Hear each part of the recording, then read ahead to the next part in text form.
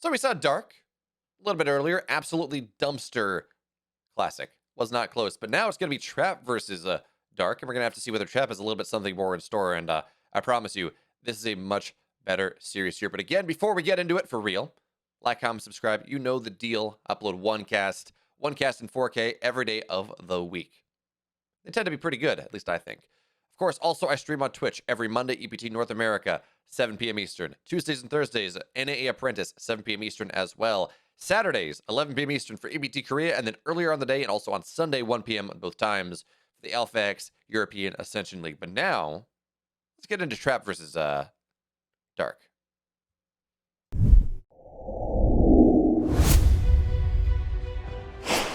Spawning in the bottom right in the blue for Dragon Phoenix Gaming, he is Dark.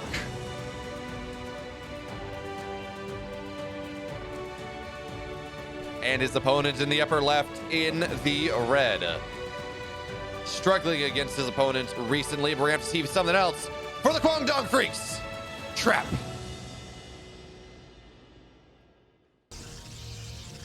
And we got to remember, again, Dark is looking terrifying in this matchup. Classic, who beat him last week, was 2-0'd in brutal fashion.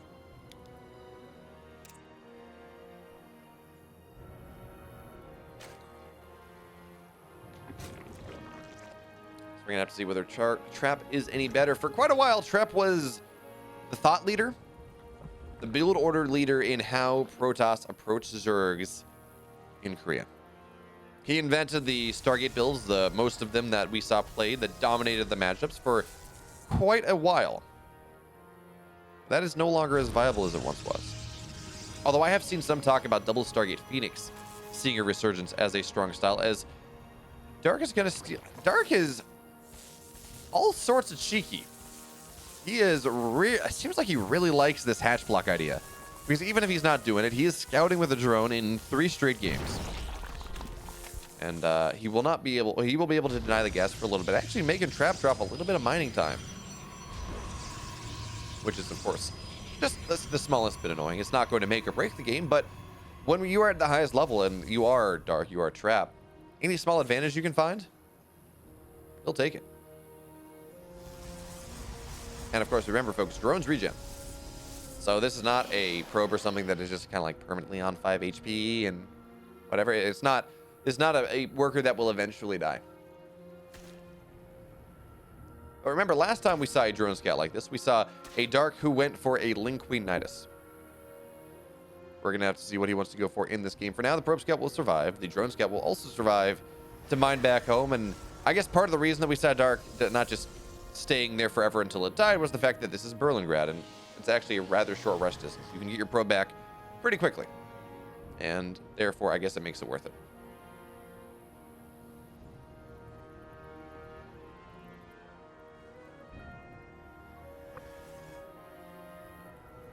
This is, of course, the Twilight opener from Dark, from Trap in this game. Robo as well. Most likely, this is Twilight. I have started to see more DT Archon drops in the recent past, but that is primarily Tier 2 North American players, so I would not argue that they are defining the meta right now.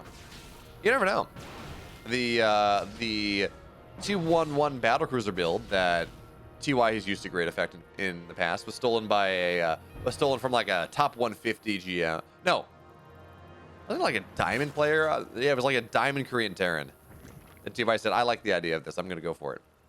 And he refined it and brought it to usability in a pro level and kill a lot of Zergs. So sometimes lower level players do have a better idea of how the meta is going to evolve than the pros do, because while the pros have a great understanding of how this game works, sometimes if you play the same thing like 500 times, you'll get stuck into like this heuristic trap of that's how the game goes.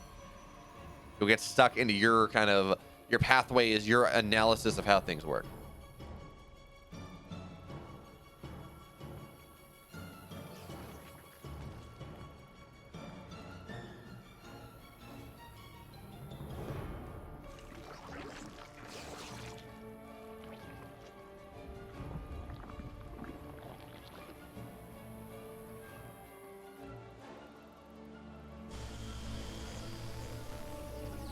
Okay, so Glaive's just about done, but this is the Zone build. The Zhao build. The Shone build. However you want to say his name. Because while this is a Glaive Adepts, and he's going to build 8 Adepts to start, he's actually not massing things up together. In fact, his Warp Prism is going to look to dive in the main as these Adepts look to distract in the third base. But there are disruptors behind this, or there will be disruptors behind this. The Adepts right now, they're to force units out early, they're to force roaches, they're to prevent Dark from droning as hard as he would like. But by getting on into disruptor plays, actually a couple of Adepts are going to be forced to shade on home. Your Stalker will go down. That's already going to be something here for Dark. But again, while Dark is doing all of this, and again, it looks like the DTs are not going to find much value, he won't be able to go and counterattack and kill his opponent because there are going to be 2-3 disruptors on the field. Eventually, theoretically, speed prisms. And all of this together does mean that any sort of Roach Ravager timing is just not going to be all that effective. Did Dark see... Did he see the Robobay? He did not. So he might have an idea that that's what's happening because this has not been super committal by Trap. It's always the 2 Adepts, so he's going to get 3-4 workers. Maybe 5. No, he's going to get 4. Okay.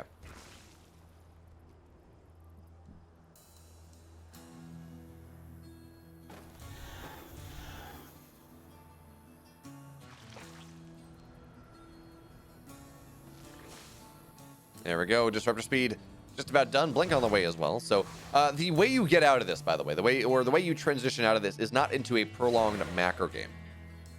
As Zerglings are going to go for a counterattack. Adepts should be able to deal with this, but they're all shading across the map here. So Zerglings, they're going to knock a pylon down. They're going to be annoying. They're going to get on top of the shield battery as well. 2 Adepts return home, and as the shield battery goes down, that just weakens the third base just a little bit. But disruptors are here. Speed Prism is done, and we're going to see Trap. He's got a couple different targets. Does he go for Queens? Does he go for Roaches, Ravagers? Does he go for drones? All of these are valid options, but he needs to make sure to drop his Speed Prism in a spot. He needs to drop his disruptors in a spot where he's not really going to take too much damage. Disruptor shot's going to go off. He's going to be forced to lift 1. The second one gets a single Ravager. Okay, not too much. And what is the state of these disruptors? 1 is low enough. Not orange, but yellow. They took some hull damage, but not catastrophically so. As these Adepts on the other side, they will be found on out here. It looks like 1 will go into main base, but Zerglings rallying will be able to kill that one up. So now Dark, he's going to he's going to kind of commit to this push. He's at the very least going to commit enough to make his opponent think that he's committing to it. But behind this, we got a Spire. Behind this, we will see Mutaplay, which does seem to be the strongest tech of the patch right now. And the whole point of what Trap is doing, by the way, you gotta actually get damage. You gotta kill Roaches and Ravagers. The Zerglings are gonna find their way on in as well. Bile's getting dropped on top of things, and that's not gonna really hit. But Zerglings on in the main base. It's gonna actually force a recall of things. The Stalkers... Oh, that's interesting. Okay, the Stalkers were forced forward. His Disruptor Shot's going to go on top of a lot of Roaches here, so this is not going to find all that much. Zerglings in the main base are going to get cleaned out here by a bunch of Blink Stalkers. Maybe not the best opportunity, but something. Roaches in the natural here as well. They're going to find some workers, but not a ton. Shield Battery Overcharges is not really doing anything. But there we go. Disruptor Shot actually, again, it's not going to get too much, but Stalkers are here now, and Stalkers kill Roaches pretty easily. And this push from Dark did not get too much done. Got 5 workers. That well actually is going to get more now. Roaches, Ravagers into the third base. But we have to remember, 12 Mutas are on the way. Dark did not exactly commit to this super hard. What he tried to do was panic his opponent, force him to go and commit to ground tech a little bit more. And then when Mutas arrive, there will be no response. Now, of course, this is not with +1. The Stalkers are just +0, but Trap did not lose a lot of his army. He does have an effective push here on the other side of the map. Mutas and Lings are going to go for a base trade. And while there's a wall here, the Mutas are going to snap that Zealot down in an instant. So the question now is who has the better base trade? It always hurts so much to go base trade against Ling Muta. There's so much maneuverability, so much DPS, so much anti-structural ability, so much ability to get on top of probes. So the Stalkers, they have to run away. It looks like Trap says, okay, I am going to fortify my third base.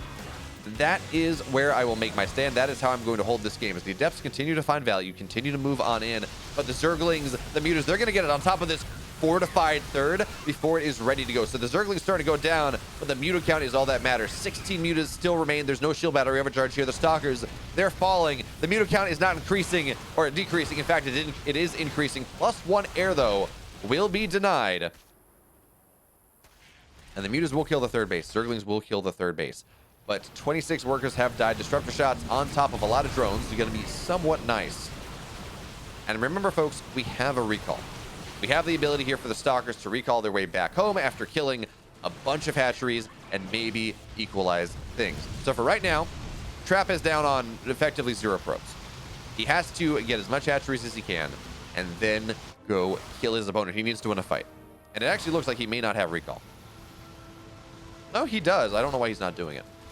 But, okay, Zerglings Muta's in the main base. They will be able to kill the main base here. They're going to eventually supply block Trap, although it doesn't really matter because Trap is rather low on money. And with the Zerglings here as well. So there we go. Zerglings going to try to get on top of all of these Stalkers, and they will be somewhat successful, but they just need to kill some Stalkers. There is no +1 here. These Stalkers are not good enough. The Mutas kill it off. GG. Trap. He falls down. Dark takes game. In the bottom left here, in the red, he's up 1. Making a rather dominant first game against Trap. He's Dark.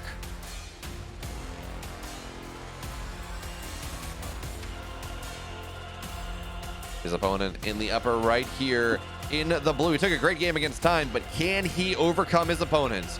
For Kwangdong Freecs, Trap.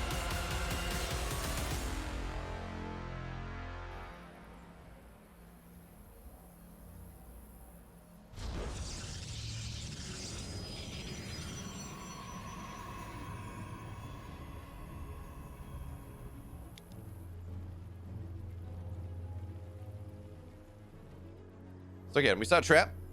He went for the old down build.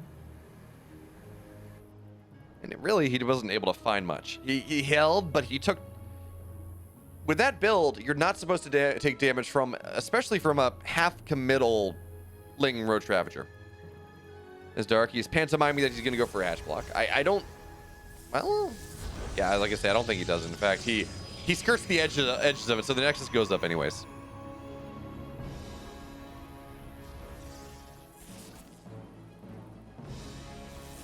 And actually, yeah, Trap has learned his lesson. He says, yeah, you don't get to block my gas. You can be annoying and play Ring Around the Rosie and prevent me from getting gas that way, but you're not going to be able to build an extractor on it. There we go.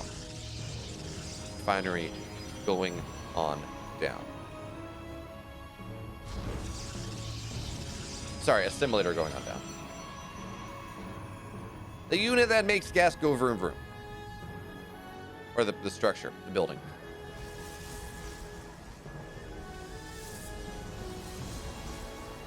But again, it's really interesting seeing how Dark has chosen to play ZVP now that this new patch has happened. We've seen him drone scout, I think, every game. We've seen him send a drone across the map every single game in this series, as Dark is doing the thing to Protoss that Protoss are not used to having to do in this matchup. So we saw it mess with the mining. Actually, yeah, he's been pretty successful about it, although he will mine now, so that's that. But again, these constant drone scouts, it threatens a hatch block. It threatens an all-in. It killed Classic in game 1 because he did not respect it enough. But regardless, this is not something we've seen in the meta for a while. I'm not exactly sure why Dark is doing it just yet. Maybe there's a lot more all-ins, a lot more early all-ins on the ladder, so he's just making sure that that doesn't happen. I don't know, but Trap, he says, okay, well, Mutas killed me last game. I'm going to go Stargate this time.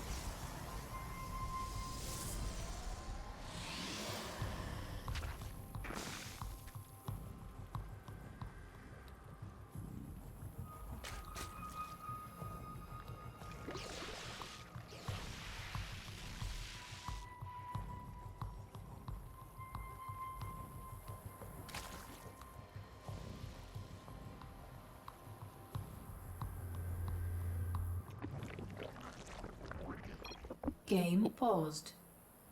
Got a bit of a pause. Hopefully everything's all right.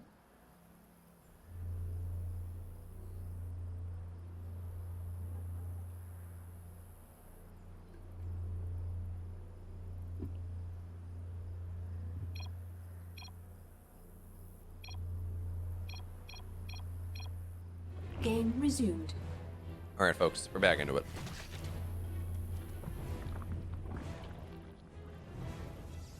So Oracle is going to run its way on the other side of the map. Of course, Trap, probably the best Oracle control in the world.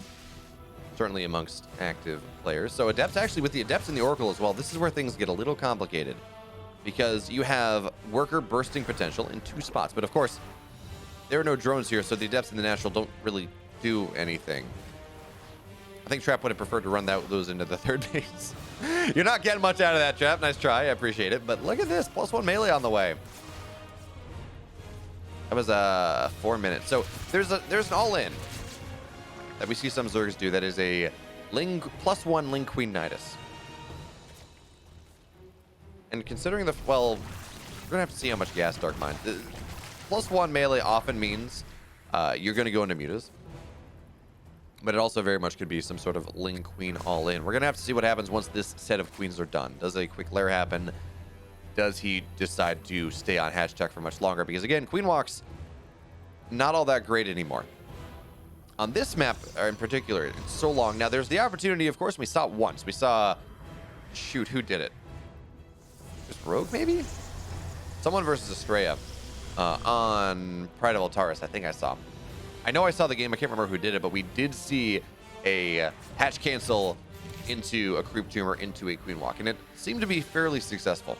But there we go, Baneling. Oh, okay, yeah. So this is just going to be a Baneling bust coming out of Dark in this game number 2. Hoping to, actually, let's take a look at the wall. As the Oracle, it gets 3 more workers. That's going to be the extent of it. I mean, this is not all that vulnerable of a wall. You got to get through a structure. It's not like there's a pylon exposed. Or it's just Dark's going to go into Roaching Bane. Okay. Lair is on the way. Roach Warren going down. +1 will be done. So by the time that this army is ready to fight, it's going to be either a very click +2 for, of course, Banelings killing probes, or you're going to have +1 for your Banelings and for your Roaches. You go from there. But now Adepts onto the other side of the map. Of course, Glaives are done. And this is a bit of a weird timing. Generally, Adept Glaives hit much faster. So this might catch Dark off guard just a little bit. Queens are going to go down. Oracles are trapped. Those are a bunch of dead Oracles, but 10 Oracles go down because, again, this does catch Dark off guard. He actually has 4 Banelings on the map. That's just about it. And I don't know where they are, but they're certainly not right where they need to be. But, oh, there they are. They're going to kill 12 workers. They're going to neutralize any sort of advantage that Travis gleaned out of this build just yet. But still, okay, there we go. More and more Banelings. They're here now. So for now, at least, the Adepts, they have been stymied. Zerglings are going to get on top of things again. These are +1 Banelings. These are +1 Lings. They kill these Adepts a whole lot quicker than they might otherwise do. But looks like something is going to go on the third base. Adepts into the natural, trying to target down a couple more workers. Adepts in the third base. There's actually no mining here, so they're not killing anything. But they are targeting down the Spore, maybe putting the fear of DTs into Dark's mind. But, of course, his lair is done, so that's really not all that big of a deal. And those 4 Banelings that ran into Trap's mineral line, they take a really good situation and they equalize it right on out. No +2 melee is on the way. The lair is done, but no Baneling speed just yet. Dark did take damage as he tries to get his Zerglings to do something here. There's actually no shield. Oh, Force Field will go down, but there's no shield battery right here. Nothing to keep this stuff alive for now as Trap looks to move into a Blink Stalker timing off the back of this. There are 4 sentries here, and Force Fields are going to be of the utmost importance in this game. They're going to be incredibly important. If the Banelings connect, the game is over for Trap. If he's able to Force Field out the Banes, he is going to be fine. And actually looks like Trap, well, certainly he's building himself into a position out of this where he can do something. Forge is on the way. He's going to get his upgrades eventually. But for now, he's got a fairly big army. In fact, he's up 20 army supply. Ooh, wait a minute. That's a lot. Okay, Blink is done. This is a lot of Overlords to lose. This is 24 supply of Overlords right here. So Dark may find himself fairly not supply blocked, but getting close. Banelings are morphing on in. Of course, Baneling speed is not yet done. We're going to see a Spore go down here to start. It's not going to be able to, well, there it goes. It's going to go down, so it's not going to be able to target fire down this War Prison. Baneling's looking to roll on forward. Force Fields, though, they're going to sacrifice a sentry, but they're going to be able to keep this army alive for now. Trap no longer has the supply lead he once had. Dark has had time to build more Roaches, more Ravagers, but of course behind this, Robo Bay is on the way. Disruptors will be the name of the game. Maybe Colossus. We see some builds that are, say, double Colossus, double Disruptor. Blink Stalker, Colossus has been a thing at times. But +2 melee is just about done. These probes are going to be quaking in their, what do you want to, their hovering devices.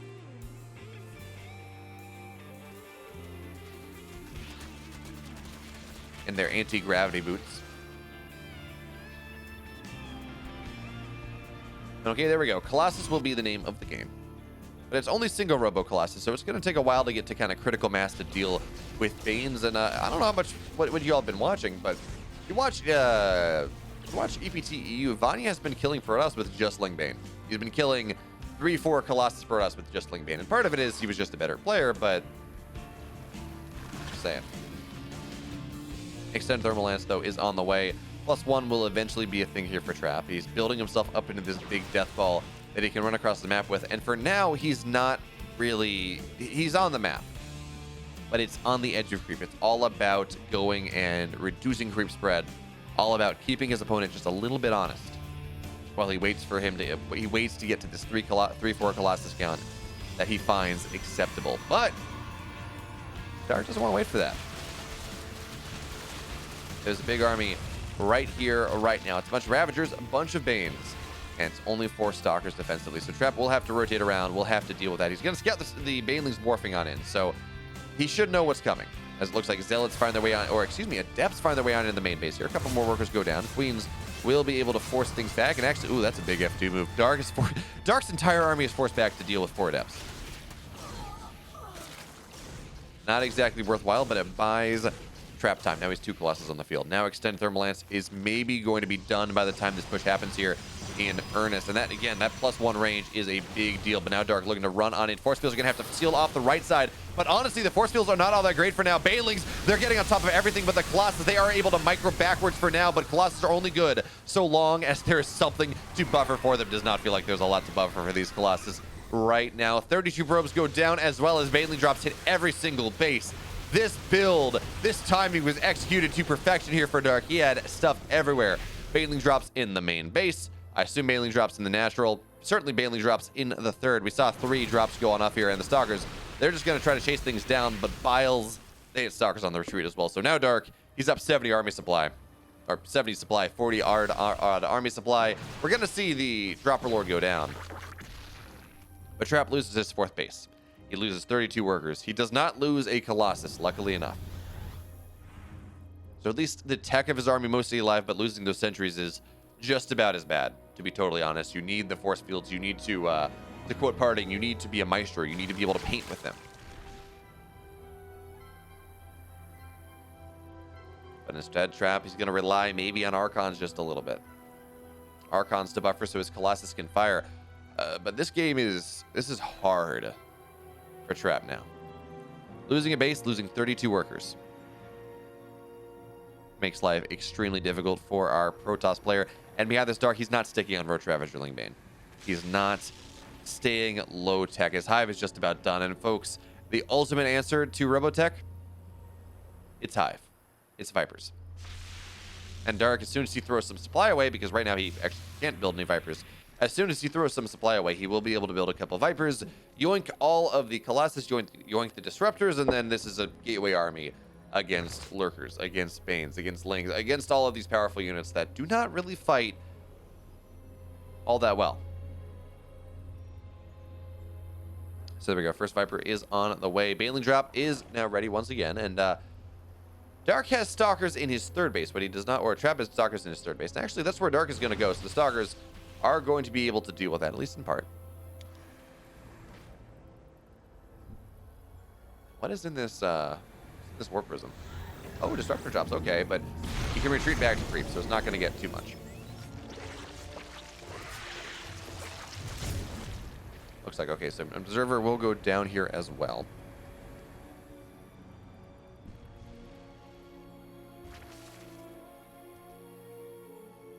So how does Trap make this comeback? Does he have any High Templar? He does not. So any sort of feedbacks to deal with this? There's only 1 Viper, so you get a good feedback on the Viper, you make something happen, but now Baneling's going to roll on in. Force fields are not where they need to be. In fact, they're not really anywhere at all. But Disruptor Shot's actually going to take a damn fine trade here. There are a ton of Archons in this army. We're going to see the Overseer go down, and now here comes the army of the Protoss. It's 2 Vipers, but they're not here yet. They don't have the energy that they need. Baneling drops going to try to find its way on in. Of course, they one-shot probes, but cannons are there. And now the army looking to run on forward here. A bunch of Overlords are going to fall victim to this push. So Dark is supply blocked. He can't really build much of anything anymore. We have 1 Lurker on the way, but no lurkers are done just yet. Trap has maybe found his timing here. His supply is not good, but his army supply is fairly good. The Vipers, and one of them is very low. Stalker's gonna look to jump on top of that for now. There we go. One Colossus getting abducted, but it's not even gonna go down. What a great save from Trap, and now the Stalkers blinking on forward here. Trap doing everything to keep this push alive. One Colossus goes down, but is he breaking through his opponent? That is the question here. Lurkers on the right side, but they do not have their upgrades just yet. They don't have bonus range. Trap warping in a couple more Stalkers. It's only a single Lurker, and there's, by the way, there's another Colossus in this Warp Prism. This push from Trap looks like it is killing Dark. Yes, he's down. He lost 19 probes, but he's up double the army supply. He's gonna find his way into the natural of his opponent. Dark is forced to go for a base trade, but what's there to trade? There are walls. I like the spores, though. Spores are rather cute. But Stalkers in the main base. Colossus start to shell away at the static defense. The Zerglings, though, they find their way into the main base of Trap here, and now Trap is forced to answer a question. Does he think he can kill his opponents right here, right now, or does he need a recall? Well, he needs to right now because he's only on 12 probes. There is no comeback from this anymore, but the Lurker Den, I believe it is dead. Yes, the Lurker Den is dead. In fact, the one Lurker in this game, it is also dead. And while Dark has more mining, this army that he has is just not very good. Actually looks like the Warp Prism with a couple Archons in it was recalled here. We're seeing the Hive get targeted on down. I would love to see that the Hydra Den get targeted on down as well, of course, just to reduce the upgrade to remove that from the game. But the Colossus on the Immortals on one side, untouchable. The Stalkers on the other side, also untouchable here. Dark realizing he's got to go home. He's done the max possible damage that he can. But with probes getting pulled here, Stalkers, or drones getting pulled, excuse me, Stalkers, they're going to join on in with this fight. Oh, both Colossus go down. That's a bit of an overstep here from Trap, and maybe now this is something that Dark can do. Stalkers, though, they're going to blink on top of these Hydras, but there's no Archons. It's just Stalkers on the other side that don't have the best upgrades. Has Dark done it? Has Dark found a way to knock down the meat of this army and actually make this game happen? Because remember, Dark is still mining. Dark has 2,500 gas in the bank. Trap is really not, but he has 4 Archons here, and 4 Archons, they're going to have a lot to say about this. They're going to have a lot to say about this one. Zealots will get cleaned on up here as well. More and more Overlords go down. Where's the Spire, though? Okay, bottom side. We're going to see a couple mutas get made, I think. More and more. Oh, Corruptors. Okay, they're going to get canceled. Yeah, okay, it's going to be Hydras. That makes a little more sense. I can understand going mutas in a base trade, but Spire was found out too soon. So now we're going to see this base go down. You actually don't want to lose the Overseer and or the Observer, and that will go down. There's one Observer that remains. And we do have Robo, but there's really not a lot of money. So Trap will struggle to reproduce that. Building more and more probes here as he's now finally cutting into the Zerg economy in a really impactful way. Banelings, they come crashing on in, but they knock static defense down. They're not getting on top of the probes until just now. 9, 10 workers go down, and yes, 45 drones going down, but that was 45 drones. There are 21 still remaining for Dark. Trap has been working so hard to build his economy back, and now he really doesn't have it. So Baneling's going to roll on in. 2 probes remain, 3 probes remain for Dark in this game, but where does he have to mine? He's mining out of his main base. That being said, army supply has equalized. +3 ground, +2 air is done. So the supply effectiveness of this army is in the extreme as an Archon goes down. You cannot afford to lose a single unit here as Trap, and now it looks like Dark has pulled an absolute miracle. The army of Trap is just a little bit too disjointed, so 2 Archons die. That was probably the most important component of this army. Yes, 2 Archons remain, but with the amount of DPS that exists in this army now, you need... Oh, Warp Prism, it's going to go down! The Archons are dead. Trap is dead, Dark. He punches his ticket to the finals.